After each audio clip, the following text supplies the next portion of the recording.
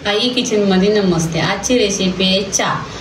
ही गुळाची चहा नाही, साखरेची चहा आहे। कारण पाऊस पडतोय तर गरम गरम चहा पाहिजेच, म्हणून साखरेची चहा आहे। तर इथे आपण काय केलेलं आहे, मी पाणी ठेवलेलं आहे, कपाच्या मापाने ठेवलं आहे। 1 कप पाणी ठेवलं आहे, त्याच्यामध्ये चहा पावडर टाकायची।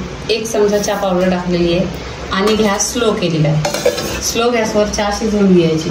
इथे 1 इंच अद्रक आहे, तर आपण आहे ना तो टेचून घ्यायचा। टेचल्यानंतर टेस्ट खूप छान येतो।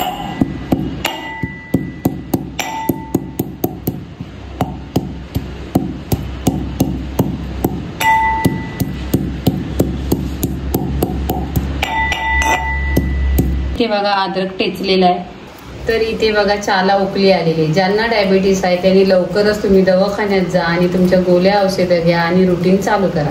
तर इथे चहाला उकळी आलेली आहे, इथे अद्रक टाकायचा। अद्रक टाकल्यानंतर इथे मी अर्धा ग्लास दूध टाकणार आहे आणि स्लो गॅसवर अशी चहाला छान अशी उकळी करायची।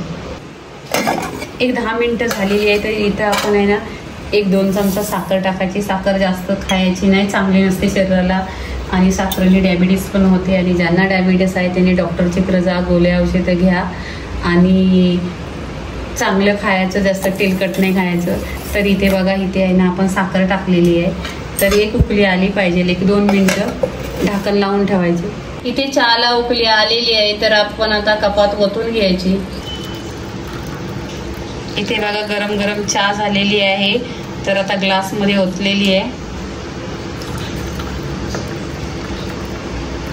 ते गरम गरम चहा झालेली आहे, तर लाईक करा, शेअर करा, सबस्क्राईब करा आणि नेहमीच पीत राहा।